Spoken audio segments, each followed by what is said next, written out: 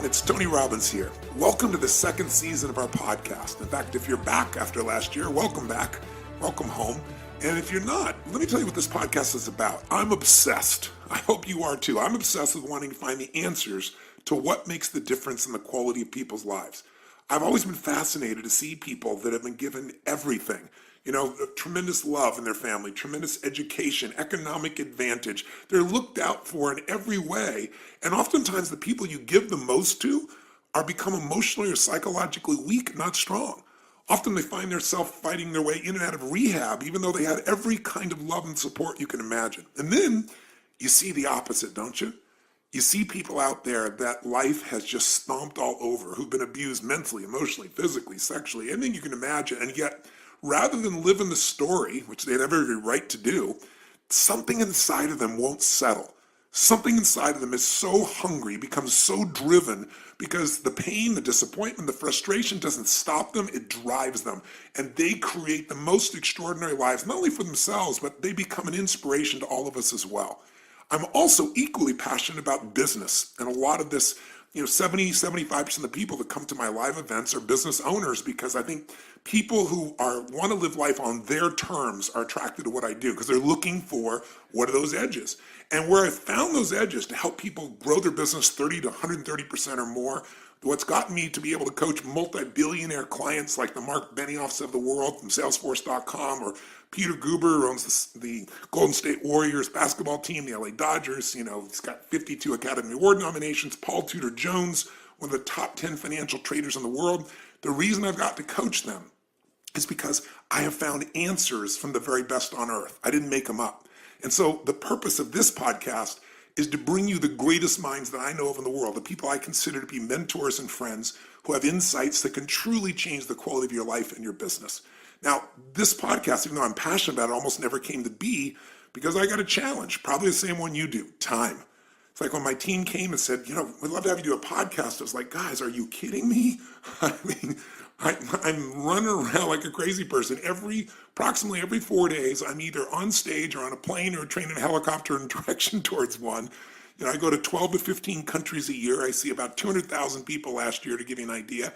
And, I also have 18 companies, 12 that I actively manage. And of those 12, we have more than 1,000 employees on 3 continents and 6 different industries, I think 7 now actually. And, and we do over 5 billion in sales. And I started out with no business background and no even desire to do it. But I did have an obsession with wanting to find a way to do more for other people than anyone else is doing, to find a way to add more value. So I want to bring you those people. And of course I want to do the podcast, but it's like, where do I do this in my spare time? And so I first told my team no. But then, people kept talking to me about a program I used to do called Power Talk. And I did it for about half a decade, where at that stage of my life, I interviewed all these brilliant people, and it's still a favorite product for many people. And I thought, well, I could do this. I could bring the greatest minds to you if I could get some leverage.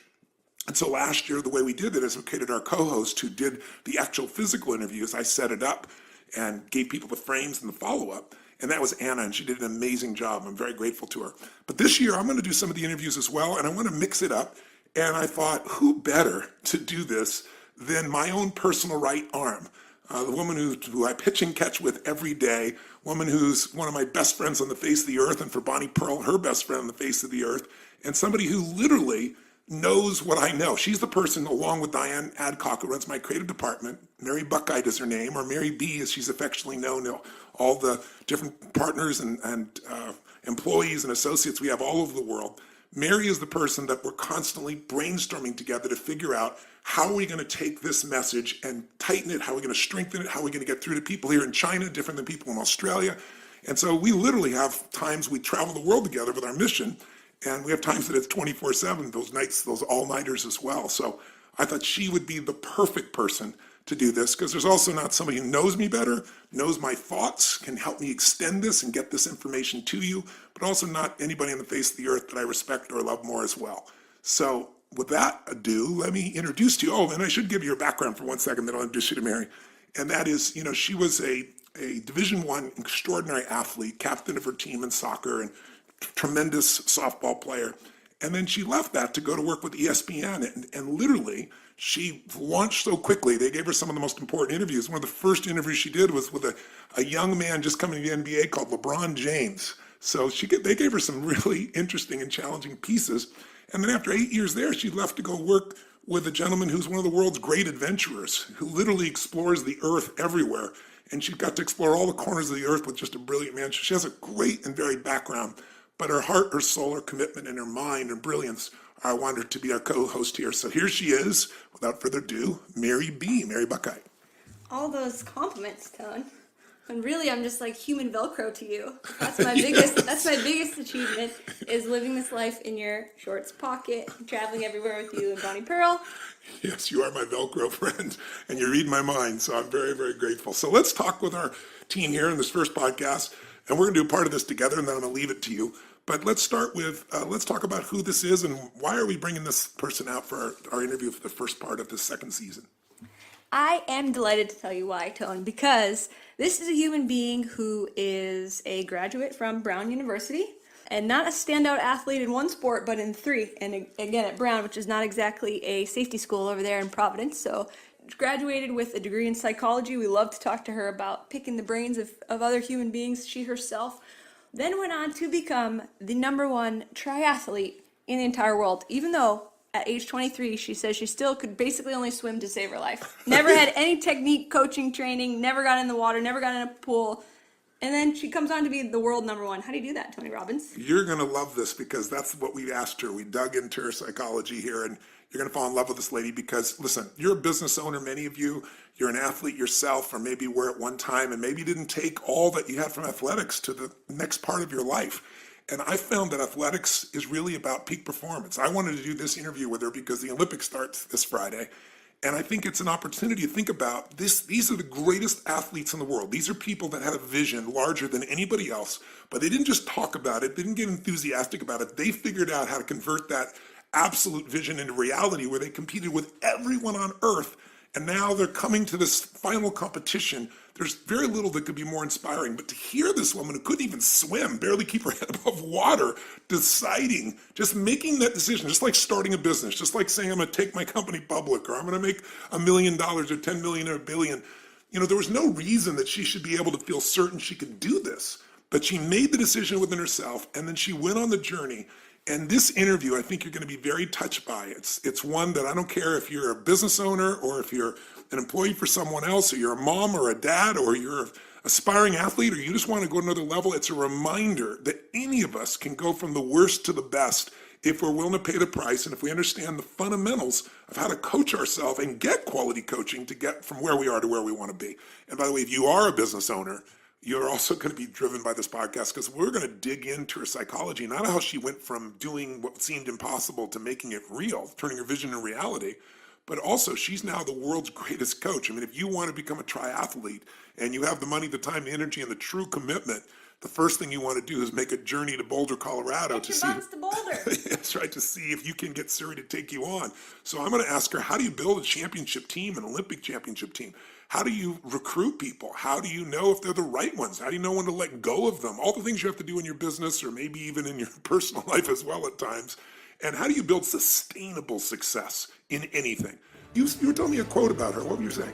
I was saying that I think that what the essence of Siri Lindley really is I was listening to an interview, watching that she did on TV, and she said she basically went from being crappy to being, in her words, on the top, basically, which is, as we know, the #1 world ranking. So if you want to go from being crappy to being #1 in the world, you better listen. Take a few notes here. What do you think, Tone? Here's the pathway. So without further ado, meet Siri Lindley.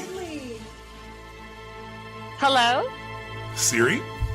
Oh my God. We have contact. Oh my goodness. Sorry for the logisticals. Oh my God, no problem. I am just, Tony, I have to say, this is like a dream come true, just hearing your voice on the other side of the phone. I seriously I can't understand if this is a dream or not, because you're highly responsible for like a lot of anything at all that I've done. Oh, you gotta be. That's a compliment, because I've been so excited to talk to you because your history is so unique. And my whole life is about finding people that just make decisions and then make the impossible happen. And you've done that in your life multiple times. So it's really a privilege to have you on the podcast, and I really appreciate you taking the time. Oh my God, it's such a great honor. So really, thank you so much. I mean, a lot of what I learned from you helped me to have the courage to make those decisions that I had to make. So really, thank you Well, very, very well, much. you're very kind. You give me more credit than I deserve as all your hard work. But No. let's jump into it right away here. I've kind of done an introduction in advance of you here to kind of save you some time, but let me just repeat it for those who might just be joining. You are a human being that has done things most human beings would think would be impossible. You go to Brown, you're a three-sport athlete. Give me the genesis of this decision, because a lot of our listeners are business owners, and they've got to make decisions where they can take what seems to be impossible and make it possible. It's the same metaphor. They've got to build teams. They've got to recruit people. They got to know who are the right people. They got to figure out how to inspire them and motivate them to follow through. They got to build a culture. You've done all that at the level called Olympics, at the level where the very best on the earth has done it, and you've done it competing against people. So I'd love to start, if we could, with a little bit of your journey. Yeah, I heard, and as I understand it, that at one stage, even though you're not a swimmer, you decided you're going to become number one in the world as a triathlete. Tell me how this comes about, and tell me the role that maybe coaching played along the way, because I know you had a pretty extraordinary coach.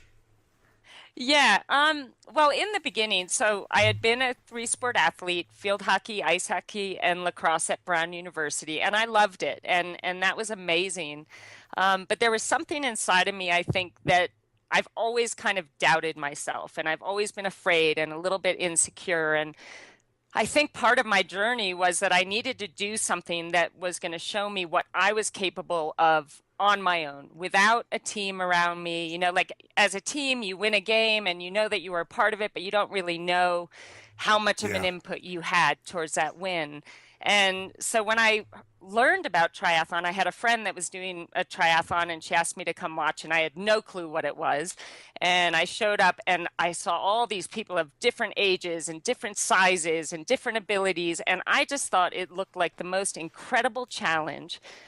These people pushing them to the limits just to find out what they were capable of. So I started training for it, but I didn't know how to swim. The only swim I'd ever really done was swanning with my mom, which is like keeping your head out of the water because she has this beautiful blonde hair and she didn't want to get it wet. And so she'd just like do breaststroke with her head out of the water. So when I got in the pool the first time and I had told my friend, look, I really want to do triathlon.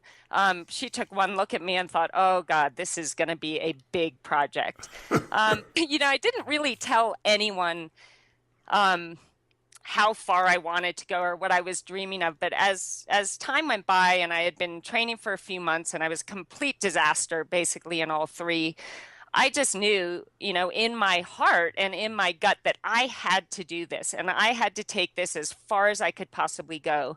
And I told my mom that I wanted to be the best in the world. Which is crazy. She kind of laughed at me because she had seen me practicing. Um, so When your mom my doesn't first believe in you, it's not very promising. exactly. So that was a little scary for me, but I thought, no, I'm still going to do it. And I flew out to Colorado. I'd been living in Massachusetts at the time, and I flew all the way out to Colorado because I wanted to do a race where no one knew me.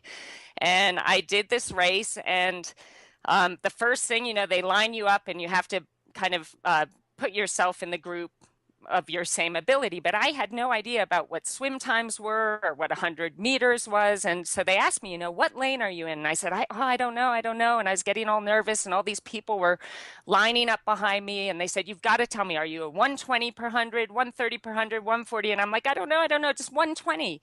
And I got myself in this lane because I didn't understand what that meant. And it had, oh my God, it was like all these amazing swimmers with these like triangular backs, and they looked so fit. But I was such a dork at the time, and I still am, that I was so eager to have my best race that I just stood right up at the front of all these, gods with these triangular backs and started the race in front of them and got absolutely pummeled on the swim. And it was just like, it was the scariest thing, but it was awesome because after about half this swim was done in a pool, and so I was just getting pummeled every time they went by me. But the great thing was that when I was only halfway through my swim, they were all done. So I actually had the whole thing to myself. I was just so excited. My mom standing on the side of the pool with my spandex pants, which again, terrible mistake. I'm trying to get in my spandex pants and I'm all wet. So I get on my bike and I'm hammering away on this, heavy 100-pound bike, but loving it. And, but people are looking at me funny because I'm grunting and groaning and obviously don't know what I'm doing. And I get off on the run, and I was thinking, okay, I'm used to this. I run up and down a field in field hockey and lacrosse. I'm just going to do what I do out there. And I was just doing these flat out 100-meter sprints as hard as I could go, to the point that gagging and I'm huffing and puffing. And I covered the whole 5K like that, just these 100-meter sprints followed by a gag and didn't notice a thing. I crossed the line. I was just so thrilled. And my mom was there. She had packed up everything in the car and she's like, okay, let's go. And I said, wait a second, the awards are at 1:00. Like, we can't leave now. And she looked at me like, oh my God. My daughter was like, of course I didn't get an award. I was literally, probably last place. And I got home that night. Well, actually, that day I was just on cloud 9. It was like the greatest challenge of my life. And I'd just been totally inside myself the whole entire race. But that night I got in bed and I closed my eyes, and suddenly all the disgusted looks on the people's faces, like watching me like, oh my God, why is that girl even trying to do this? Like, look at her. That's so embarrassing. And oh my God, she's got a spandex pant halfway down her leg and the other one up by her, and all the faces that I didn't really pay attention to during the race, but suddenly they were all flooding back into my mind. And I just broke down in tears. I was so upset. And I went into my mom's bedroom and I woke her up and I'm bawling. And she said, I know, honey, it's okay. Like, there's so many things that you're good at. Don't worry about it. I have never wanted anything so bad in my life. Wow. And it was in that moment that I just, in stating it to her, I already knew in my heart. But there was just something about being so terrible at something, and all my insecurity, I was able to put it away during the race, but it all kind of came back with the looks on people's faces and that memory. And that actually really, really motivated me to just want to become, first of all, just proficient in this sport that I so desperately wanted to be good at. Well, you just hit on, when people ask me what is the single most important ingredient of the most successful people I've ever met in the world, and everybody wants to know, like, what's the one thing? And of course, life, it's never just one thing. But if you had to pick one, I don't care if it's, Sir Richard Branson or Serena Williams or Hugh Jackman or anybody who's the best in the world at what they do, it's hunger. And you just described that again. I always share with people, intelligence is so incredibly valuable. Physical strength and skill is so valuable. But there are a lot of intelligent people who can't fight their way out of a paper bag. It's that hunger that makes you just go far beyond anything you can imagine. Where does that hunger come from in you, do you think? I think it comes from, for whatever reasons in my early life, lacking the confidence, feeling like I wasn't really important enough, and almost feeling like I didn't belong in this world because I wasn't good enough, or there was no reason for me being there. It's kind of, obviously, as kids, the things we go through and how we perceive the things that we go through really affect our perception of ourselves. And but so many people, can I interject for you that series? So many people will look at that and they'll be destroyed by it. It's like disappointment either destroys you or drives you, right? And for most people, they let it destroy them. What is it in you that, in spite of all that pain, and I understand the pain that helped to drive you, but why did you convert it into drive as opposed to giving up, which is what most people do? I think I was just so desperate to feel good and to feel safe in my own body and to feel like I belonged. And I was just desperate to be happy. I wanted something different than the way that I felt. I was so uncomfortable in my own skin and so uncomfortable in the world that I was in. And I didn't want to live that way anymore. Like I knew that there was a better way. And sometimes, unfortunately, you watch people like I have a sister who I love so much, but we went through the same stuff growing up, but we made different choices. You got And, it. and Yeah. sometimes I feel guilty in a way that, I've been so blessed in my life, but I do feel that it is a choice. You have to make that decision. I don't want to feel bad anymore, It's beautiful. and yeah, so that's where the hunger came from. And it was more just, I mean, first and foremost, wanting to just appreciate and like myself, Yeah. So, and yeah. feeling safe because I didn't really feel safe, in my life anywhere else. And I at least wanted to feel safe in my own skin. Wow. I think, for women especially, most men have no clue. I ask men very often in seminars, how many of you have been worried for your safety at one point in the last 6 months? And usually I get 3 hands, maybe 5 hands in a room of 8,000, 10,000 people. I ask women, how many of you have had a concern for your safety in the last 6 months? 99% of the room raises their hand. And so it's interesting that you converted this. So what you felt this sense of, is it the strength that gave you the safety? It was the sense of mastery? I'm just curious. I think, I don't know that I went into the sport saying this is what I'm going to get out of it. Got it. I know that at the time, I was living my life out of a place of fear all the time.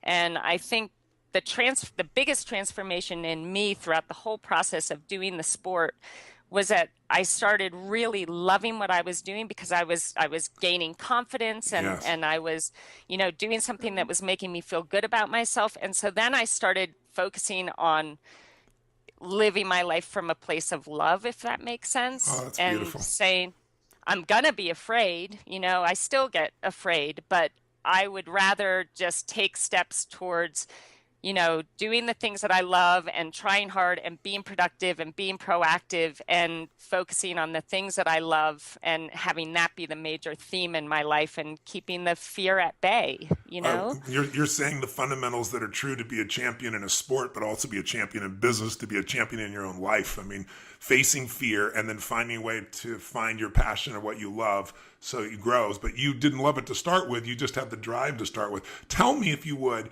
I know you had a very special coach. Tell me the role the coach played, and did you ever think this is going to be impossible? I mean, you made this decisive decision, but tell me a little bit about what the road was like, the training road for this, because most people, I think, overestimate what they're going to do in a year, and they underestimate what they can do in a half a decade or a decade or a couple decades in life and in business. So, you got to put the time in. But tell me, how did you find your coach? How important was your coach? And where was your head at? And what role did the coach play? Because today, you're one of the best coaches in the world. For those that don't know it, if you want to become a triathlete and you have any intelligence and you ask around, you're going to be flying to Boulder, man or woman, to be trained here if you can. And you can hear by Siri's mindset and attitude, how much people love her. She's beloved in the community besides being respected.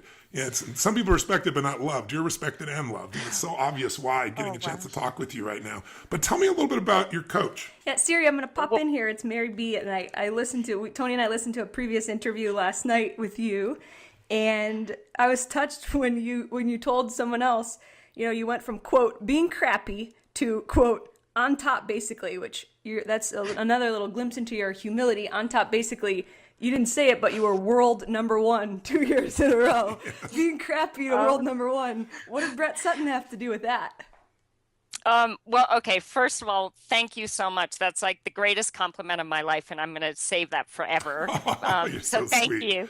And I'm just so lucky that I just really love what I do, and it's such a privilege to be able to work with these amazing athletes.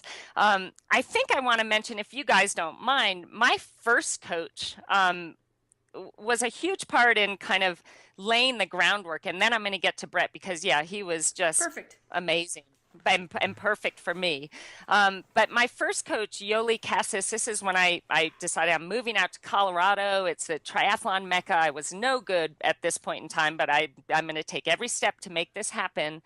And I moved out here. And what I loved about Yoli, she was so passionate about the sport. And her take on me was, I want to train you first of all, knowing that you as a human being are far more important to me than you as an athlete. And she always kind of, stressed the fact that like who you are as a human being is way more important than anything else. And I really love that because I really believe, I think some athletes, there's kind of like a fear of success because they don't feel like they deserve, to do well, or there's something that limits them in that area. And I really feel that her influence on me in wanting to really focus on being the best person I could be, first of all, and then being the best athlete I could be, was a really great way to, give you that comfort that, what, I've been the best person I'm capable of being. I've worked my butt off, and I deserve to do well, to have that faith that you really believe that you deserve to do well. So she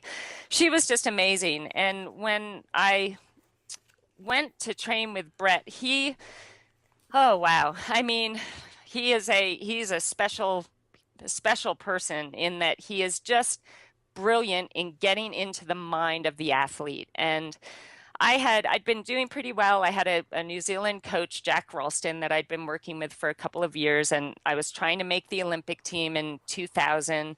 Everything was going great. I was coming in fourth place in pretty much every World Cup race that I was doing. And that was awesome and all, and it put me in a great position to qualify for the Olympic team, but it wasn't quite enough. So of course, in my heart and in my mind, I'm thinking I'm just not good enough to take that step onto the podium. And so I started, well, actually, I should tell you that the Olympic trials came along and I was the second ranked American, and everybody thought it was going to be a sure thing that I made the Olympic team. And I'd moved to Australia and lived like a monk for 6 months all by myself in an apartment. I was on this kick that I thought, I'm going to be my strongest if I know that I've done all of this on my own. There's no support You're one team. of us, Siri. You're one of us. We were all holed up for 6 months before. It was so awful. I had my altitude 10. I was like watching Neighbors. I don't know if it's this horrible, or actually I shouldn't say that, this great show in Australia that was like. You better watch yourself there. You just lost a country of fans.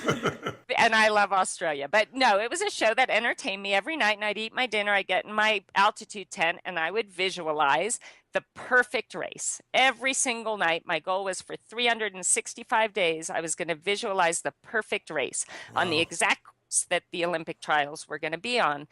And the problem with that, I mean, there's a lot of problems with this whole scenario. Number one, I'm someone who thrives on love, and I thrive on my family and my pets and all of that. And I don't know why I felt that all had to be put aside for me to prove how strong I was on my own. But I did that, and I felt like I needed to do that at the time. But when I got into the Olympic trials race, the gun went off. I dove into the water, and within 200 meters, somebody had swum right over the top of me and dunked me under the water, and I lost touch with that group, the front swim group. Oh. And in my visualization for 365 days prior, this never happened. I literally choked. I mean, I was swimming as hard as I could and not even moving. Came out of the water near last. I got on the bike, which at the time I was feeling the strongest I'd ever been on the bike. I was just dropping further and further back. So as hard as I was going nowhere. And this was a really pivotal moment for me because, after the race, everyone's like, what happened? Are you sick? Did you have a flat tire? And I knew in this moment, it was so important for me to be accountable to me and to acknowledge what really happened. And that was that I choked. I had made this race the be all end all for me. It was everything I ever dreamed of. Was just purely focused on me and making the team, and it was too much. And, it just got the best of me, and I froze, and that was my Olympics. I didn't qualify. Well, I qualified as an alternate, but I wanted so much more than that. But I think in acknowledging what happened, that really allowed me to move forward. If I had tried to fool myself and make up an excuse as to why things went wrong, I think I just would have, I wouldn't have gotten any better. So I acknowledged that I choked. And at that point, another one of the athletes that I used to race against, Loretta Harrop, who's Australian and watches Neighbors. She felt really bad for me. I think she knew how badly I wanted it. And she wrote me a letter and said, look, if you come and train with my squad and my coach, I know he can turn things around for you and help you achieve what you deserve to achieve. And so I wrote him right away. I thought, wow, this is an incredible, honor to be invited. And I wrote him, and all I got back was, you need to get here in 1 week to Switzerland. I'm the boss. I'm going to think for you. And, I don't know, I should have it in front of me to read it. It was very powerful. It was very scary. And so I flew home to the United States and literally, packed my bags and moved out to Switzerland to train with Brett Sutton. And here's the incredible, like I'd been training, I thought I had been training hard, but it was nothing like when I got there. And I think what he wanted to do with me, and maybe I'll explain if you guys are willing to listen to like my first couple of days. Yes. If I make. Yeah, please. Because what you're describing is this idea that so many people have the delusion of it. I always say the difference between a wantrepreneur, wantrepreneur versus an entrepreneur is they all think their ideas are what matter. They think that if I just visualize, that's enough. And you and I both know visualization is an important part of training, but that's not enough. I mean, if this visualization didn't come close, if you don't back up your affirmation with discipline, you're deluding yourself. And it sounds like this entered you into a whole nother realm. And every business person I know usually gets into business with the purest heart, with a clear visualization, with a great dream to help and save the world, or, bring a product or service there and make a difference. But those ideas are not enough. Ideas are, a dime a dozen. It's the people that can execute, right? The people that can get themselves to do the things no one else does. And that's what you had to do. So when you started training with him, did it look, what was your mindset? I think I saw a video or an interview, one of them with you a week ago, where you were describing it, that when he was wanting to do the impossible. Is my memory right about that? Like every single day. I mean, the first day, none of my bags arrived, only my bike. And so I'd been on the plane for 10 hours. We had a 2-hour drive. I arrived and he said, put your bike together. You're doing a wind trainer session downstairs with Loretta Harrop. And I said, oh, well, Brett, I don't have any clothes. Like I literally just have the clothes that I traveled in. And he said, well, you have your bike, so there's nothing stopping you. Get your bike set up and go downstairs. I'll see you there in 30 minutes. And so I had to go down in my travel clothes and my Converse shoes and got on my bike and had to do this 2-hour, like horrendous bike session. And the horrible thing was, I got down there and I'm like, oh, cool, Loretta's here. I can feel like a little safe because my friend's here. And I walked into that room. She didn't even look up at me. She had her head down. She's hammering away on the turbo, doesn't even say hello, doesn't like laugh at the fact that I'm in my travel clothes riding my bike. She just ignored me because she was in the middle of the session. And I'm like, oh my God, I'm so taking scared. Every ounce of herself just to get through it, probably, right? Yeah. And I guess, that's what I learned. That's how we do things. It's laser focus. You do the session, you get it done. So I did that session. And then it was time to go to bed. I mean, this was pretty late in the afternoon. So I woke up the next morning and the plan was we're going to ride 25 kilometers down the mountain to the 50-meter pool. And I thought, oh, cool, great. I can see if my bike's if my bike's working. We drive down to the pool, and I had been used to swimming maybe 3,000 meters a day swimming, and I thought I was doing a great job. Well, we did 6.5K, so 6,500 meters that day. It was all hard. Everyone was faster than me. And I thought, oh my God, I'm going to die. But I was like, okay, I can have a nice breakfast after this. We're going to drive home and I can relax. And so we get out of the pool, I shower, I get changed, I come out and I turn to Loretta and I'm like, where's Brett and where's the van? And she said, oh no, we ride home. This is our bikes, our transportation. We ride home. And I'm like, oh my God. Up that mountain. And she said, yeah, don't worry about it. Go with Jane. She sucks. Go with Jane. So I'm like, oh God, like this is just crazy. But I'm like, thank God I can go with Jane. And Jane apparently sucks, which is a terrible thing to say. I must say she's a little bit harsh. But so we start riding up the hill and Jane proceeds to kick my butt. I mean, she drops me within 5 minutes and I'm like, oh my God, I can't even keep up with Jane, who supposedly isn't very strong. So we ride 25K back, and that took, about an hour and a half because it was just up this huge mountain. I get home, I get in the bath, I eat a big lunch, and there's a knock on the door, and it's Brett again. And I'm like, oh my God, like I'm going to die if he asks me to do anything else. And he said, it's time to run. So come on upstairs. I'll meet you in 10 minutes. We're leaving then. So I go upstairs. I've got my big water bottle. I put it on top of the car, and I'd forgotten something down in my apartment. So I ran downstairs and came back up, and my water bottle it had like one sip left in it. And I was like, guys, who drank my water? And Brett said, you don't need that. You should have drank enough in between sessions. You're not allowed to have water during sessions. So I'm like, okay, oh God. So we get back in the van. We go back down to the bottom of the hill, 25 kilometers. And he says, okay, everybody out, lets us out of the car. And he said, I'll see you back at home. And we had to run up that mountain 25 kilometers on the same day when I had done more than I've probably ever done in one single day. So I got home that night eventually, hours later. And now when I look back, I think, oh, I must have felt so exhilarated, but I was like terrified. I'm like, this is my first day. There's no like getting over the travel. Like he's just giving it to me. And I called home to my mom, and, she answered the phone, and all she could hear on my side was, and I was just crying on the other side of the phone. And she said, listen, if you can't hack it, come home, but just do your best and see how it goes. Well, so that day, we basically every day after that was nearly exactly the same kind of a challenge that seemed so impossible and scared me to death, where I'd be shaking before the session. But each day I was able to finish it, and I was able to accomplish whatever task he laid in front of me. And what was so brilliant about that was that what he was doing is he knew that every day he was scaring me to death. But he also knew that every day I stepped up to the challenge and I did what he asked, and I was successful in overcoming that fear and making it happen.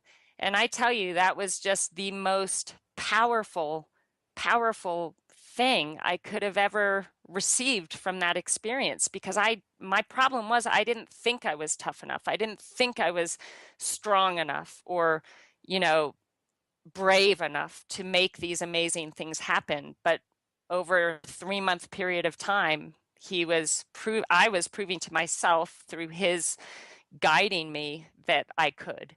And that was incredibly powerful. So I'm very grateful for the experience. Siri, one of the things that you just outlined for me was an important distinction that I want people to have, which is so often in life, people don't begin something because they just don't believe it's possible. Something inside of you wanted this. You had this hunger that, in spite of your fears and your uncertainties, pushed you through. But one of the things I try to tell people is a belief is a poor substitute for an experience. Right? You had your beliefs about what was possible, and then you get a hold of the right coach, and he gives you some experiences. Now, to your credit, most people would give up. You just continue to push yourself through, but you develop more and more, not just physical muscle and speed and strength, but the mental side has to have been a transformation. How would you describe the difference between you today as a human being, as an athlete, as a coach, compared to what you were like before you went through that transformation with him? I just feel like such a different person on the inside, because I'm happy to live in my own body. And I mean, the mental side of things is just, it's so critical. And for so long, I was just self-sabotaging, in everything I was trying to do. I was self-sabotaging, not to the point where I wasn't trying and giving 100% effort, but where I would let myself fall into bad patterns of, doubting myself or thinking too much about what everyone else was doing and, not keeping all the focus on me. And I think now, I mean, just like what you were saying, I believe that if somebody wants something bad enough and they're willing to do all the work necessary to make that something happen, that anything is possible. And I believe that with all my heart, because I'm living proof of that. So I'll never doubt. This is the whole reason we wanted to interview you, because because it's so rare. Most people who become athletes are such extraordinary athletes, at least early on, people see them as such, or they've been training in a sport for their entire life. They don't make it all the way through college and then decide you're going to shift sports to one where you don't even know how to swim. It's just like, I mean, you are such a delight in this area. There's this quote by Michelangelo, and it's, I saw the angel in the marble and I carved until I set it free. Yes. And as a coach now, I use that quote every time I'm thinking about taking on an athlete that wants to be coached. And right away, I put that quote in my head and I think, do I see the potential in this person? Even it's like looking at me when I first started the sport as like this disaster who had no skill whatsoever. But if I could just feel something or see something that would give me that vision that I believed in. And I think that we all have that ability to have a vision for ourselves in our future. And then it becomes about making the choice to make that happen, to do whatever it takes to make that happen. And that means facing your fears. It means, breaking patterns that always, lead you the wrong direction. It's a matter of, changing the things in your life that need to be changed to set you up for success, and to be okay with failing. Everybody has this fear of failure, but the way I see it, every time I failed miserably, I grew so much, and it made me better able to achieve greater things in my future. So you almost need that failure. I'm not saying, I want failure for my athletes, but I think we grow so much more through the failures than we do the successes. And so being okay with failing and understanding that that's, 2 steps back, 3 steps forward, is crucial.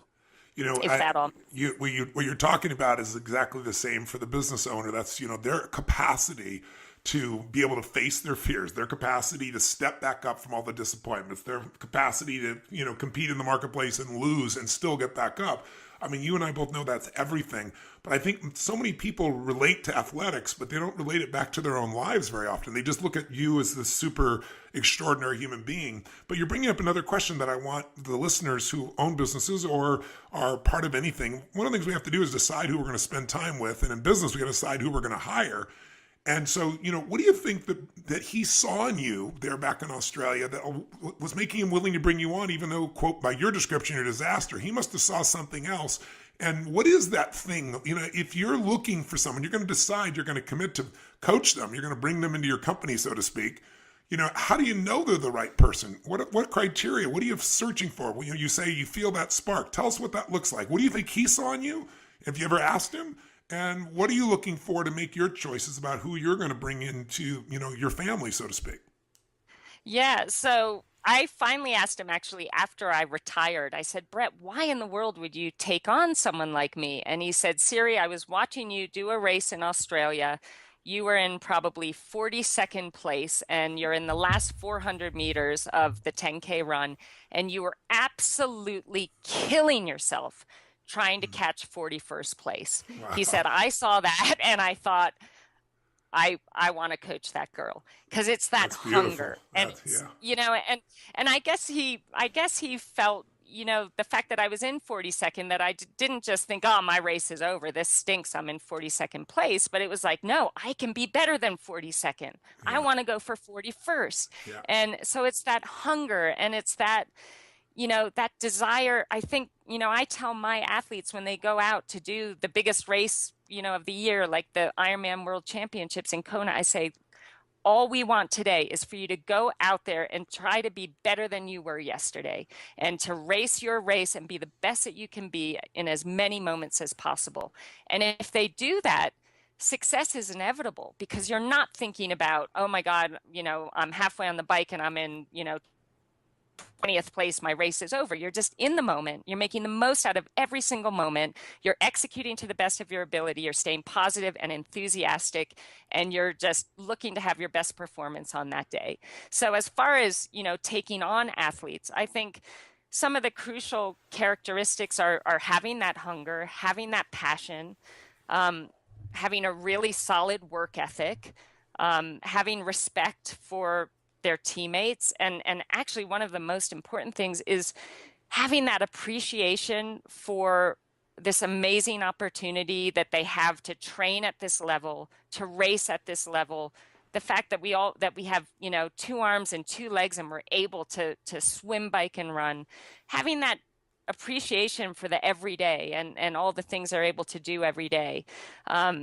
Because I think that's key. It's feeling like what we're doing is actually, it's a great privilege to be able to do this. I know what was my main motivator in races after I started training with Brett, and something that changed, you know, how I went into races. I had been feeling so thankful for these incredible gifts, and those gifts, not physical gifts, because I obviously didn't really have them in the beginning, but the desire I had and the willingness to suffer out there and the willingness to push myself to my limits and the opportunity to do so. And I felt so grateful to whatever God you believe in or whatever entity you believe in. I felt so grateful. And what I was so desperate to show my appreciation for that to the entity that I believe in, that I said to myself, the best way I can show my thanks is to go out there, and when the gun goes off, I give it everything I have, that I am recognizing my abilities and my talents and my gifts, and I'm going to use them to the fullest to celebrate them and show how much I appreciate the fact that they're mine. And that changed everything for me, because it wasn't about, I have to make this team, I have to win this race, I have to make a paycheck. It was about, I just want to show my thanks for what I've been blessed with or what I've worked hard for, and the fact that I'm able to do this. And I really actually, now that I'm able to be a little pickier in choosing who I want on my team, I want that kind of perspective. And it doesn't make anybody weaker. It doesn't make anyone, you know, less tough or less relentless out there. It just is a much more positive environment to work in. Plus, I believe. You know what you do is you become proud of yourself as a human being. So often you hear people talk about, I have no self-esteem because of what people said to me when I was a child or something. And I was like, It's so convenient you remember those things and you forget the good things. But here's the truth. Someone could tell you your whole life you're beautiful and you're magical and you're skillful, and you can still not believe in yourself. And someone can tell you you're a total piece of you know what, and you can say, screw you, I'm going to show you who you are. We're not controlled by what people have told us. The only way to have self-esteem, which I hate the term, but inner pride, is to earn it. And the way we earn it is by pushing ourselves beyond anything we think we're capable of, which is why I wanted to interview Why You're So Beautiful. You know, Coach John Wooden, as you probably know, is one of the greatest college basketball coach in history, won 10 out of 12 NCAA national championships, 88 games in a row, and with different players. It's not like the NBA, right? Every year you're losing some of your players, the college players. And I interviewed him, and I asked him one time, I said, you know, I interviewed him about 4 times over my lifetime. And I did the last live interview with him, which was very touching. But the bottom line is, I asked him, I said, which team is the one you're most proud of? And it was interesting. I thought he was going to tell me the team of Kareem Abdul-Jabbar, and the one that most people know is the most famous team. And he named a team I'd never heard of. And I said, why? And he said, because Jabbar and those guys were wonderful. They were champions. But he said, they did really well, but this team maximized their potential. He said, I always taught these young men from day one that there's only one way to know whether you won or lost, and it's not looking at the scoreboard. He said, because there are going to be days when the other team may get lucky. There may be days when you get some bad calls. That's just part of the game. So there's only one way to know. And he said, the way you're going to know is if every single moment in that court, you ask yourself, I gave every ounce of my soul for every minute I was on that court, then you've won. And he said, if you do that every single time, you don't focus on anything but giving everything you have, he said, more often than not, you're going to have the highest score. He said, but most importantly, he said, you will know what victory is. If you got the highest score and you didn't give your all, you lose. He said, the way I taught these men is what we give, we keep forever. What we fail to give, we lose for a lifetime. And I think you've really lived that. I'm inspired by you personally. I think you're just such a beautiful soul. I just have to say, and I'm sure everyone listening is inspired by you. You are the perfect example of we are the creators of our lives. We are not the managers of our circumstance if we're willing to push through the pain, the suffering, the fears, the limits, and if we're willing to be in a position where we really have something that we really want to serve larger than ourselves, something we want to achieve, something we want to give. Phenomenal, truly phenomenal. Truly phenomenal. And I gotta say, just listening to you guys, I can't tell you how much, Siri, as you talk about how you recruit your athletes, how much it reminds me as someone who works for Tony. It's like talking to Tony, like all these little isms that you have. Just when you told the story about, you know, if you called it choking, but owning it. And it's like, that's everything. If we screw up around here, the first thing that Tone will tell us, any of his employees, is take accountability, own it, and grow from it. And even just, Siri, watching you telling all your athletes when they get in the pool to have a purpose for practice, not just recording junk miles. And it's like, we don't have a flash meeting, we don't have a conference call, we don't have anything without Tony saying, know your outcome. Like, what's the point if you don't have a purpose, if you don't have an outcome, if you don't have a point? And then lastly, of course, the human factor, just talking about people seeing you not just as an athlete, but as a human being. And I think, it's, again, Tony, one of the things that you do so well with your employees and in recruitment is just, these people are human beings at the end of the day and at the beginning of the day and all day long. We're still human beings. We still put our Converse on one shoe at a time. So just remembering that human factor, and it's remarkable, the similarities here. Sarah, you're also just so touched by your humility. I'm sure everyone listening is, but it's a rare thing, unfortunately. A lot of athletes, as they get better, they lose that edge. And I think it's probably what makes you such a great coach is that same caring that your first coach had for you as a person first, you clearly have for your athletes. And I can't compliment you enough. And that's really what's missing in so many companies. Richard Branson has always said to me, he said, Tony, it's your employees first, right? Then you go to your customers, and then it's your shareholders.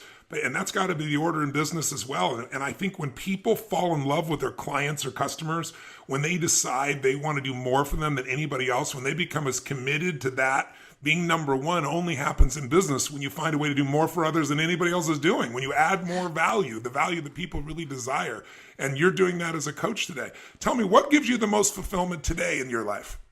Well, this is incredibly fulfilling. And first of all, thank you for all the kind words. And seriously, Tony, I mean, so much of it is from your guidance with the books of yours that I have read. I mean, I can't stress enough just how much they changed my life. And I don't even know what to say. You guys are just being so nice, but I'm incredibly grateful to be here talking to you.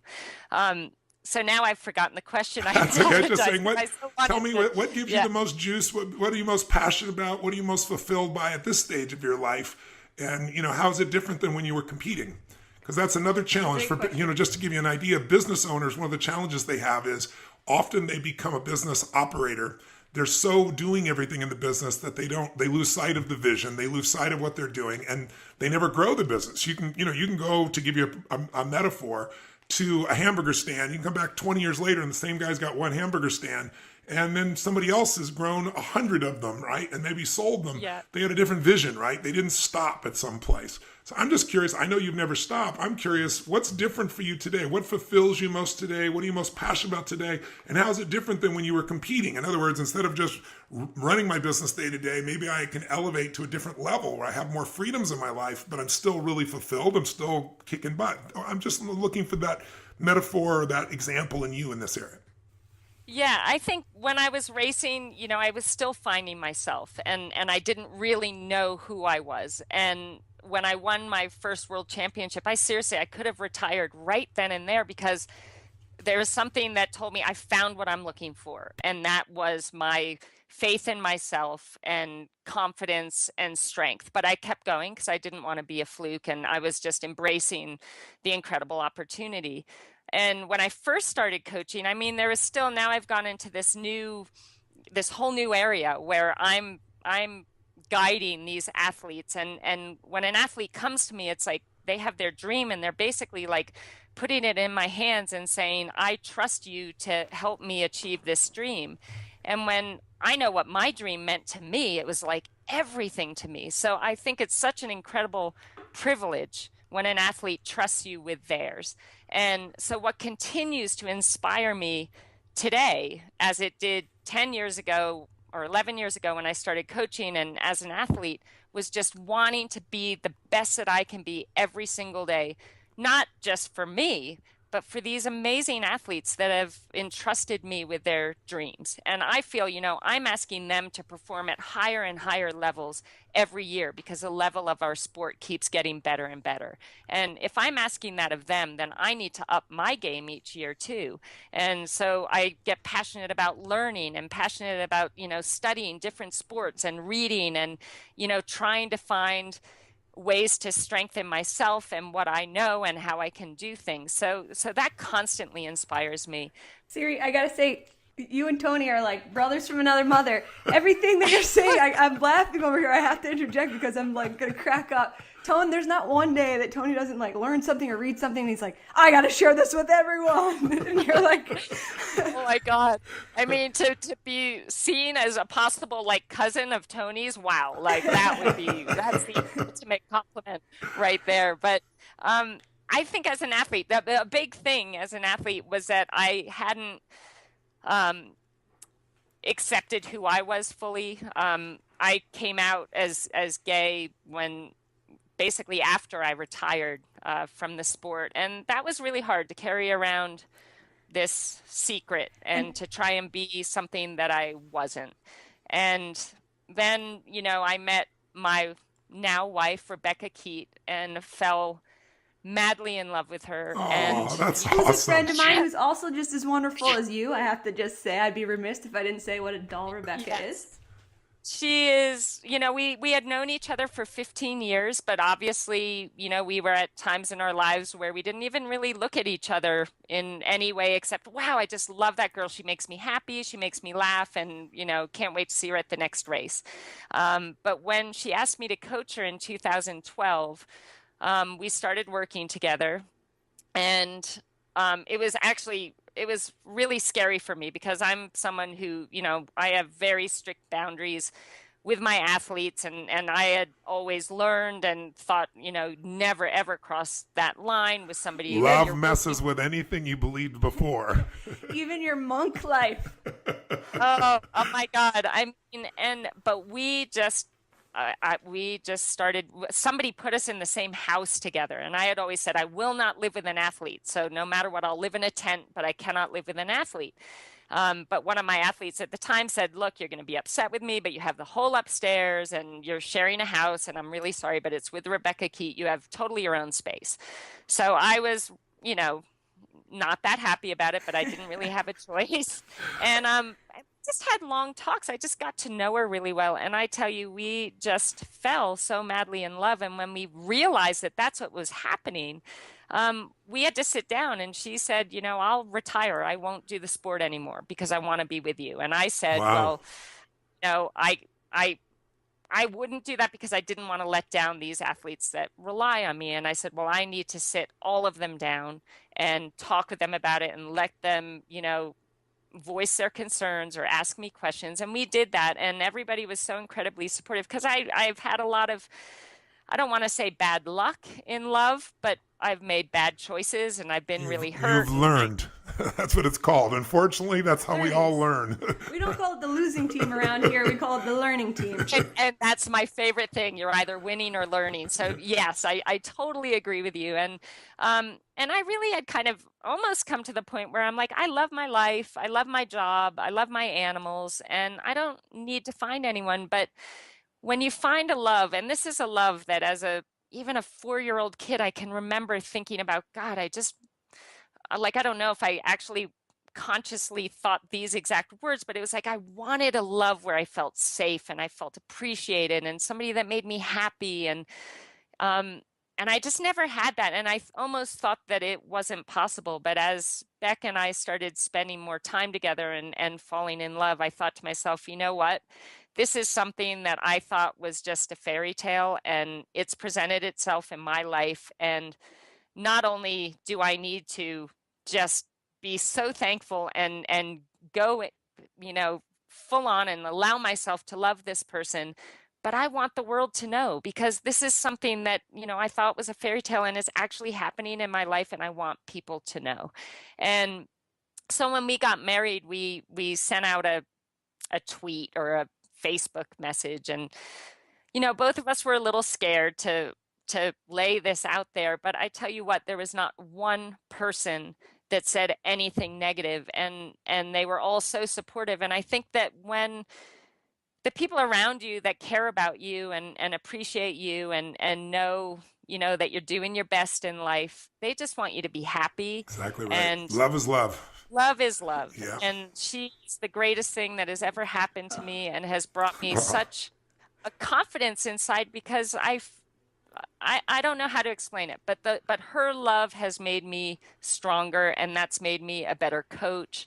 and that's made me a better example for the athletes I do coach, and I'm so grateful for that. So another thing I'm just so excited about is being married, which I never thought I would be, and being Wow. able to share dreams and goals with someone who is so motivated and so passionate about life, and we share all the same, dreams and loves. And so that's something I'm very grateful for. And I think it makes a point too. I think sometimes people in business or people in sport, they think that it has to be all about work or all about the sport. And if they do anything else, it's going to lessen their power in that area. I think I've found that the more I kind of take care of myself too, Yes. the better coach I am for my athletes. That the times when I have just been all just fully, it's all about them and I can wait, I'm not going to take care of myself. They come first. I'm actually doing a better job now because I'm taking care of me, and I show up at work, excited and creative and clear in my head. And I just feel it makes you better at whatever it is you're doing in your life if you really are taking care of yourself too. It leads to a confidence and just an inner power that really does get noticed with the people that you're working with. Okay, you couldn't have a better life story. First you figure out that you're the worst in the world at something you at least think. You then figure the journey and how to become the best. You then follow other people to become the best at what they do. And in the end, you get the love of your life. Get the girl. Get the I girl. don't know what to say if I wasn't crying my eyes out over here, Siri. Jeez. But not only do you get the girl, more importantly, you get the understanding that feeling of love, that feeling of joy, that feeling of being fully alive is a gift inside you to give to others, and you can't give to others what you don't already have inside. And you've been able to give other people the things in the sport side, and you've been such a love. It's so obvious just who you are as a person. And I'm sure that's a giant part of why you're able to coach people so effectively, because they feel so cared for by you that they'll find a better place, a deeper place inside themselves, because they feel you found it inside of them. But to have you have that also, to me, nothing on earth is more important than love. And I'm so grateful that our society has finally grown up a bit where they understand love is love in whatever form, and understand that that's not something the mind has a choice over. That's something that comes from inside the heart and soul of a human being. So good on you and good for you. And I'm so thrilled that you've got the love that you deserve. And I can only imagine how much of that love you then pour into your athletes and how they pour that into their sport, into themselves, and into their families. I mean, it's a virtuous circle. You're extraordinary. Oh, wow. Thank you so much, Tony. I mean, that's my ultimate goal, is I just want to be the best that I can be to bring out the best in others. And I just don't even know what to say to your words. You're just so amazing and so kind, and I'm just so grateful. So thank you. I mean, this is probably the highlight of my life to this point right now. So just being able to talk to you. Well, she knows. I've already told her. No secrets. No secrets. Well, I'm grateful to Mary and I guess her girlfriends that put us all here together that know this circle, but I'm really grateful. I want to ask you one more question, final question. Knowing who our audience is, if I said, even though it's not necessarily your normal focus, I want you to help somebody. They just started a business. To do that, you got to believe in yourself a certain extent. But just like anything, once you begin the endeavor, your confidence and your ideas and your visions get tested, as they have been for you. What would be the best advice you give someone who's just beginning the journey and they've entered a business and maybe it's not completely where they wanted to be? Maybe they're feeling exhausted right now. Maybe they're feeling overwhelmed. Maybe they're feeling frustrated. Maybe they're feeling past the threshold of what they can control. And part of them wants to give up and part of them knows they can't. You've been there. What would you say to anybody who might be in that place to get themselves to the next level? I would say, number one, be brave. Number two, which is so important, be relentless.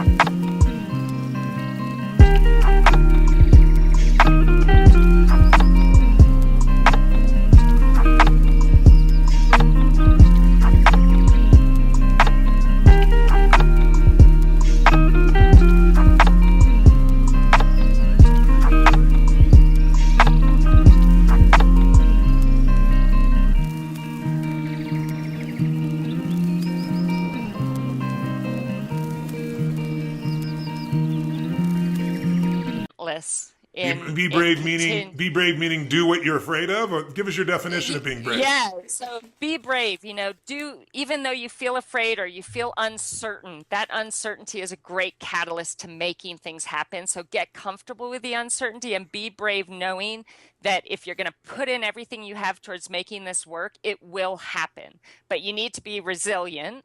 And you need to be relentless. Resilience means being able to accept when you get knocked down and Yep. pick yourself back up again right away and still have faith and keep believing that what you're doing is going to pay off. Because one thing I've found in my life, it's been the biggest struggles and the hardest things that I've had to do that have led to the most incredible, if you want to call it, victories.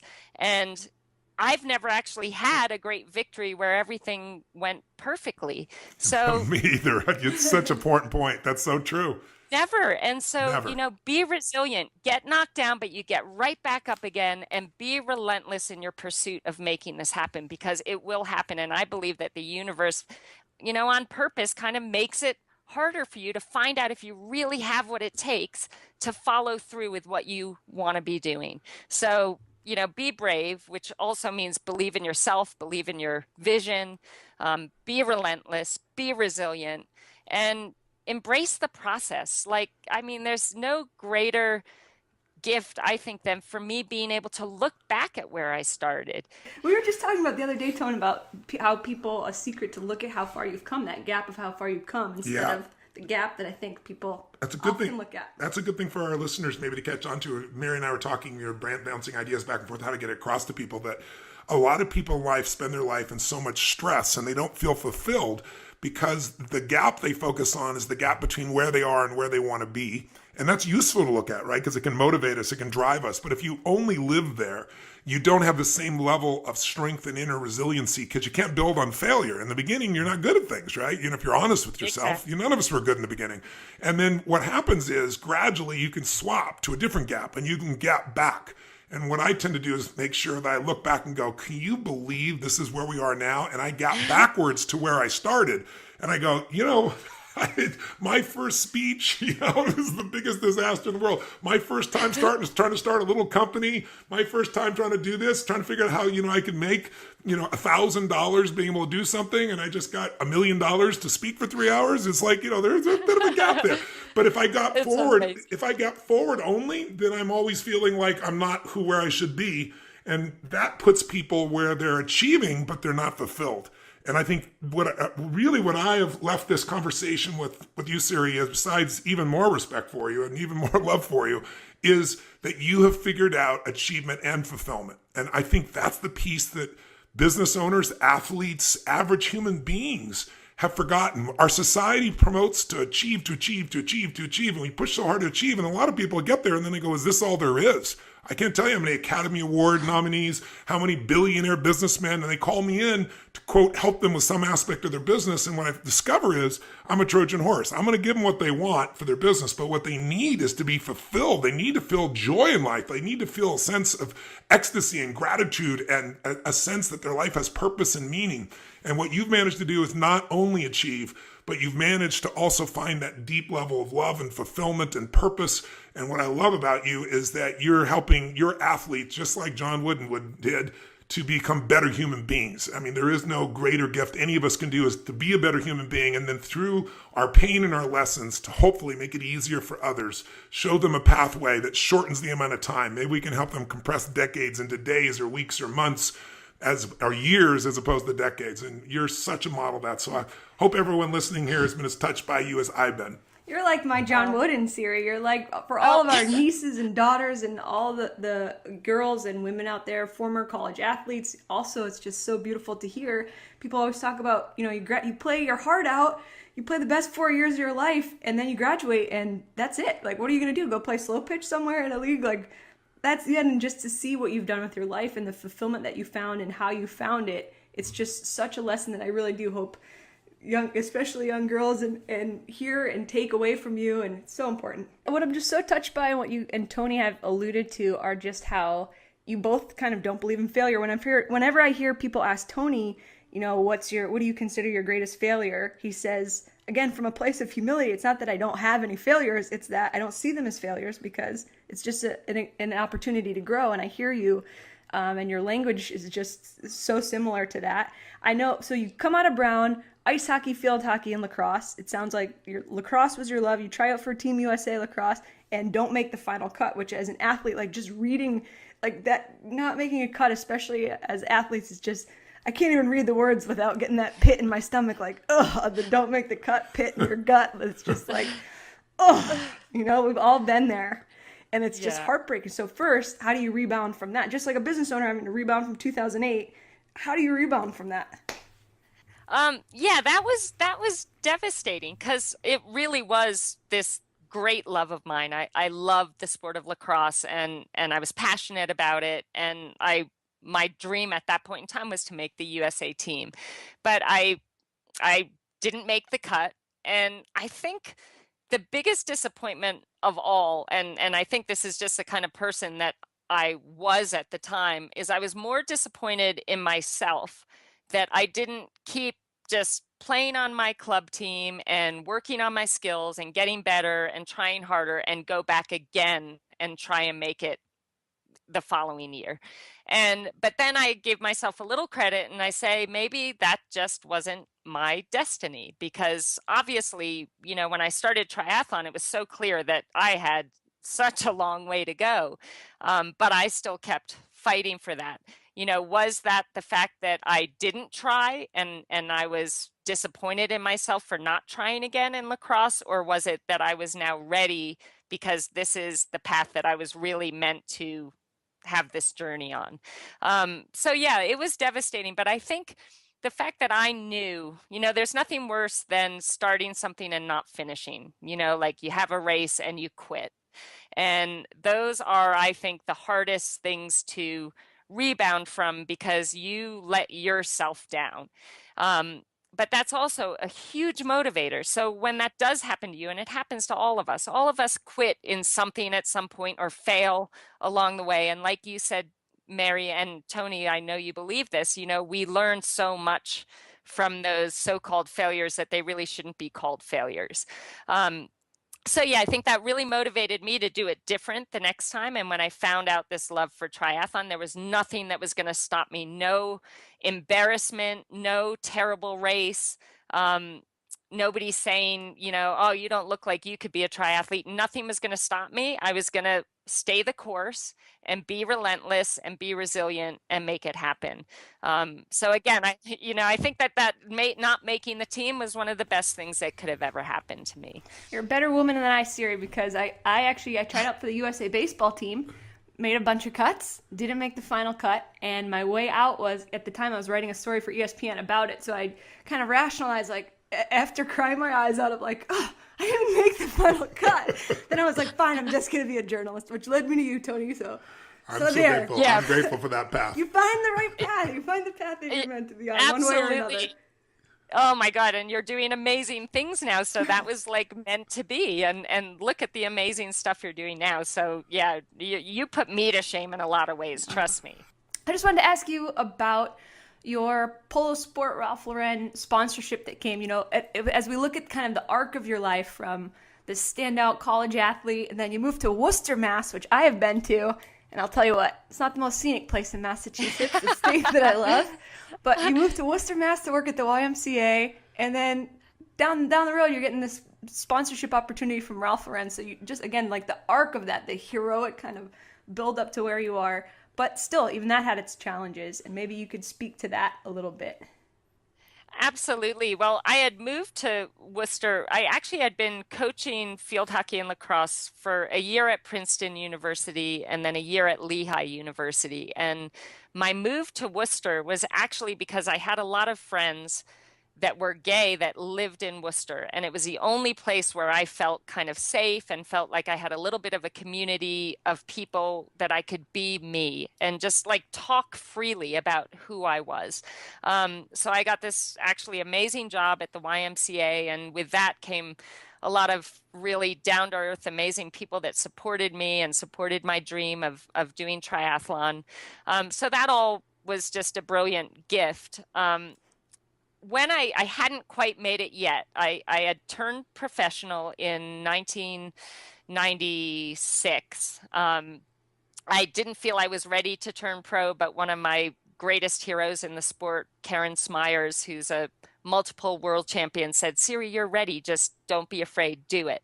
So I turned pro, and one of my college lacrosse teammates actually was working at Ralph Lauren and was running the RLX part of that company, which was the polo sport. And they were putting together like a mountain bike team and a triathlon team. Actually, her idea was a triathlon team because she knew I was doing triathlon. And she said, Siri, I'm going to really try and put this together and make this happen. It ended up being this unbelievable deal. You know, our sport has very little money in it. You know, you can't really make a rich living in this sport. And that's, you know, the people that are doing it because they find it so incredibly challenging, and they love it so much that it doesn't really matter what they can make from it. It's more about what the sport does for them on the inside. And so my friend got me on this team, and because I wasn't very good at the time, and there was another athlete, Tim DeBoom, who also was kind of at the same stage I was as far as, you know, decent. We had potential, but we'd not really done anything significant yet. So they put together this contract that was just unheard of in our sport. I mean, incredible bonuses. If you win a world championship, they're going to, you know, equal the prize money. And at that time, it was like $20,000 to win a world championship. So suddenly now, if you win a world championship, you're making $40,000. And if you won yeah, no, but that was huge, yes. You know, just huge. Massive. And if you win a race, they would, you know, equal the prize money. And most races were $6,000 to win it at the time. So I just looked at this, and they were giving you shoes and a bike and running shoes and swim gear, everything you could possibly need. What was the catch?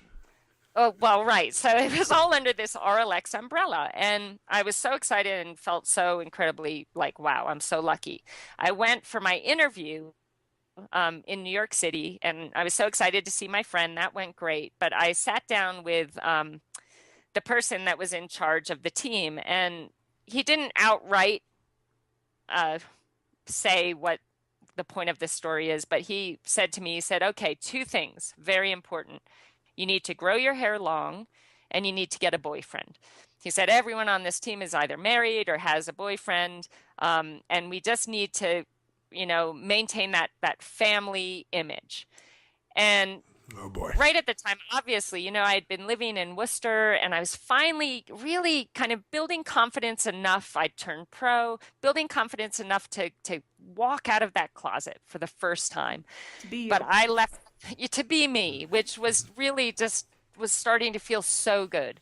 But I tell you what, I walked out of that meeting, and I walked straight back into the closet and slammed the door shut behind me. And I for how long? My hair. Oh, I mean, the rest of my career, basically. And I went so far back into the closet that by the time I retired from the sport, I actually got engaged to a man the year after I retired. And because I was still in that kind of brainwashed into thinking this is who I need to be. Ultimately, what happened with RLX is, you know, they didn't expect either me or Tim to do as well as we did. And we both won a world championship that year, and we won a lot of races, and this was totally unexpected. But that's what happens when you actually get support, you know, that really can help you move forward. And they, after that year, the following year, they said, oh, there's a clause in the contract where we can, you know, get out of this agreement whenever we want. And they actually sent that to me in November. So that kind of meant that going into the year where I was the current world champion, I had no sponsors. So wow. that was hard as well. But the lasting effect of that comment, you know, you're thinking, this is where I can make a great living. These people are willing to support me, but they're only willing to support me if I fit into that image that they're looking for. And so that made me feel less than, like, I can't be gay. That's going to prevent me from leading the life that I so desperately want to lead, you know, being successful and being respected. And so it was really hard on me. And it took until a few years after I retired to say, you know what, I just can't do this anymore. I'm not in the sport anymore. And maybe I'm taking the chance that I've seen all the success I'll ever have in my life because I'm going to be who I want to be, but I'll take it. That's the ultimate success, though, isn't it? Being who you really are, no matter what anybody else thinks or experiences. I mean, what would be your advice? I mean, this just kills me to see human beings who, have to hide who they are. And unfortunately, more and more in the United States and other parts of the world, we're seeing a change. There's plenty of parts of the world where, you can put to death for something of this nature. It's just, human beings being human beings. It's insane. But what would your advice be here today to someone who is struggling with, coming out? Would you do it the same way again, after 10 years of, going backwards? And would you go through that? Would you step up? What advice would you give? And I can't wait to hear it, Siri, because I have to say I sat in Tony's Unleash the Power Within seminar in 2006. That was my introduction. And there's a process where you write down your limiting beliefs, the Dickens process.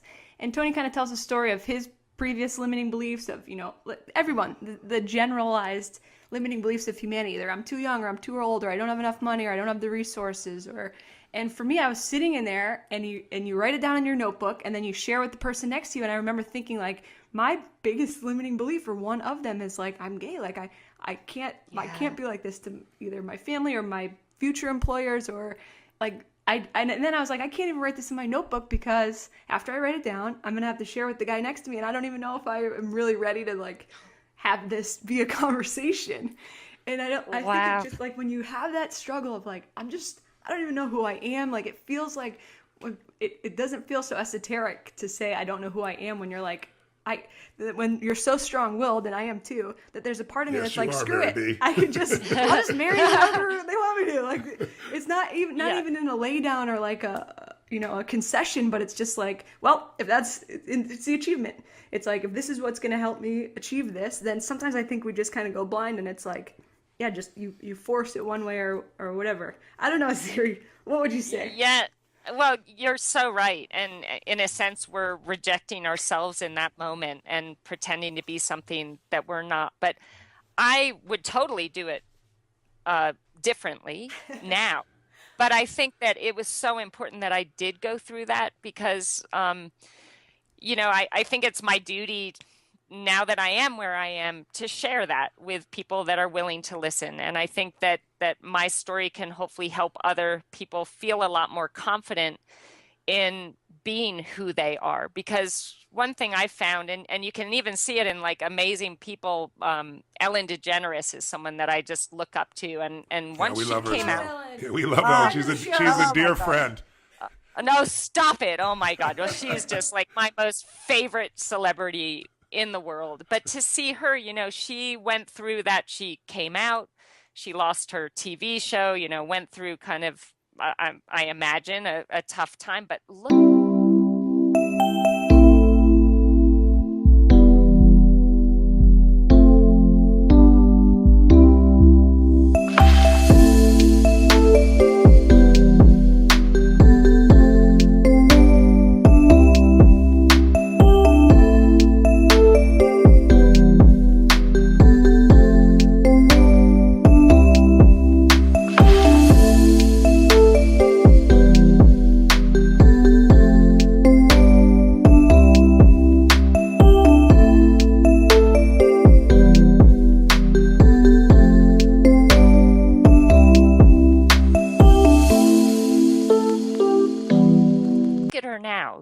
And I feel that when we accept ourselves for who we are, and when we decide, you know what, I'm going to celebrate who I am and be who I am and not let anyone tell me that they don't agree with it. I feel at that point, when you're willing to give yourself that kind of credit and have the courage to be you, that you can achieve so much more. And so in my being able to share this story, I feel I kind of I achieved some great things, thank God, in the sport, and I worked hard for those. But I feel your possibilities in your life and what you're capable of achieving become so much greater when you are free and you can be you and you can be authentic and you can really give all of yourself to the people you choose to have around you and the people that you are, sharing life with. So I think so maybe I wouldn't change the way I went through it, but but I like being able to, I'm writing, actually my book is coming out in September. And one of the things I really wanted to put in that is that how we were in our past doesn't have to be our story forever. Like, you may be in a place that you're not proud of. I wasn't proud of the fact that I was completely in the closet and literally brainwashed myself to actually get engaged to be married to a man when I knew I was gay. But, I finally found the courage in due time to be me, and I changed what my life looked like. I didn't have to live that life. I didn't have to be scared. I didn't have to be shy. I didn't have to lie and say, yeah, I love me, whatever. By being me, I felt like I suddenly had way more ability to achieve the things I really dreamed of. Doesn't it really free up energy inside you that now can be redeployed? The energy that's constantly monitoring to try and make yourself safe or make yourself be in the right place. My experience is, doesn't it unleash that energy for other things? It completely unleashed the power within me. Like, seriously, honestly, it takes, and for me, I'm generally a pretty anxious person, or at least I really used to be. And yeah, having to hide and having to think about what you're saying to this person and how you talk to that person, it's exhausting. And when you finally free yourself of those chains, it's like, wow, I just feel like completely revived and rejuvenated, and like I can achieve so much more. And you just have to stop caring about the critics and say, you know what, like, it doesn't matter. I want to be me. I want to be happy. I want to be healthy. I want to be able to be everything that I dream of being. And you can't do that if you're hiding from yourself. Yeah, it's so true. So many times people say to me, I just don't know how to love myself. I know I need to, but I can't. And I always tell people it's hard to love yourself when you're not being yourself. And I think most of us have adapted. It isn't just someone who's living in a culture that doesn't accept you for something like your sexual preferences. People from every walk of life have. To me, that's one of the most extremes and unjust. But people have it based on color of skin. People have it based on whether they have money or not. There's so many things that human beings do, and our brains are trying to do that impossible task, which is make everybody like us, everybody agree with us, everybody support us, everybody love us. And it's just an impossible task. The only thing that matters is the people that you love, the people that, that are closest to you. They know who you are, as you said, and those are the ones that matter. But we have to pull that together. And sometimes there aren't many of those. Sometimes it's you and God, until you start to find the right friend. But they're out there. And I'm hoping that talking about this might stimulate some people to think about, what part of my life am I hiding from myself? What real desire or hunger, or, where am I conflicted? And, conflict is not a bad thing. The difference between the water and the wind is how you get waves. It's a beautiful thing. And that's what makes life feel alive. But if you don't confront it, if you don't uncover what it is that you're afraid of, or what it is you think you have to be, and find the truth that you're enough as you are, that doesn't mean you stay where you are. You might want to improve, grow, expand, transform, help others. But we all have, if we can't have that fundamental sense of appreciation of ourselves, it's really hard to truly consistently appreciate others. And so it affects every relationship we have, but most importantly, it affects our experience of life. So I hope those listening, if someone's in that dynamic of in the closet, I hope that you'll be one more example like Ellen, of somebody who was at the top of her game, was fearful. And in Ellen's case, she actually took the hit. She didn't want to, but she took the hit. But look where she is today, stronger than she's ever been. And she's free inside of herself as much as she is in the outside world. And that's why she's I see her such an incredible soul role model. Mary calls her lesbian Jesus, she says. Oh, yes. Amen to that. I'm taking that. Because she took all the pain for everybody and then made it cool to be a lesbian, or, it's pretty amazing. Yes, absolutely. Tony had a meeting with Ellen and Portia. And I had, of course, in our preparation, like we always do, hours and hours, just like for this podcast, we're doing our preparation. I was like, Tony, she's like lesbian Jesus. Like, this is all we've got. And so unbeknownst to me, let Ellen know that that's what I call her. And so when I did have my moment, my 5 seconds with Ellen DeGeneres, she said, "Bless you, my child. I hear I'm lesbian Jesus." It was Mary's birthday. She got a picture on her birthday with lesbian Jesus. She was very happy. Oh, my God. That's the best birthday present ever. Wow. I love it. So thank you for the gift of your example and the gift of all you pushed yourself through and all the hard work and all the pain and all the joy that you've brought to so many people watching your victories and watching you grow. And I'm really glad that we have a ticket to your life where we got a little insight today. It's really touched us and inspired us. Oh, well, thank you so much. It was such an honor, and thank you for your continual inspiration and leadership. I mean, you've changed a lot of lives, and I'm one of those lives. So I really am thankful, Tony and Mary. It's so awesome to meet you, and I really hope that I can hopefully inspire some people out there. That would really make me happy.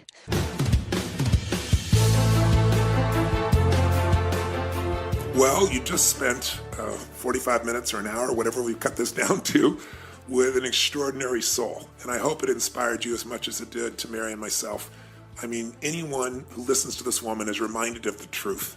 And that is, we are not managers of the circumstances of our life, that we have the ability to be creators, that we can create our life on our terms if we get a clear enough vision, if we can inspire ourselves enough, if we can overcome the fears and limitations within this mind and push through the pain, then anyone on earth who wants it can have an extraordinary business, an extraordinary life, an extraordinary family, an extraordinary level of inner pride that comes when you master yourself and you don't settle. That's my takeaway from it. I'm very inspired by it. I hope you are too, with your business, with your life, with your family. Mayor, what would you take from it? Well, Ton, first of all, since we're on the road so much, I'm not going to cop out anymore when I don't pack my sneakers at the hotel room, and I can't even make it down to the little hotel room gym to like lift 5 pounds. This chick in her Converse in Switzerland biking for 42 kilometers. I don't even know how long that is. Yes. So that struck me, of course, and then this idea of like just get comfortable with being yourself. Yes. Being who you are, not who anybody thinks you should be, tells you to be, has conditioned you to be. Feel it, grow into it, explore it, settle into it. The freedom to be yourself is maybe the greatest freedom of all, and it's one that you can only give yourself. And that's easy to say when the outside world is not supporting it. But one of the great gifts in life was my original teacher, Jim Rohn, said to me at one point when it felt like nothing was working and no one was responding to me, and I had all these reasons why it wasn't coming together. And he just looked at me and he said, Tony, if you will continue to love, if you will continue to grow, if you will continue to give, your gifts will make room for you. And we all have gifts. And it's beautiful to see this woman's gifts. And I hope her gifts have inspired you to reclaim more of them today, every day, and to create the life that you deserve. God bless.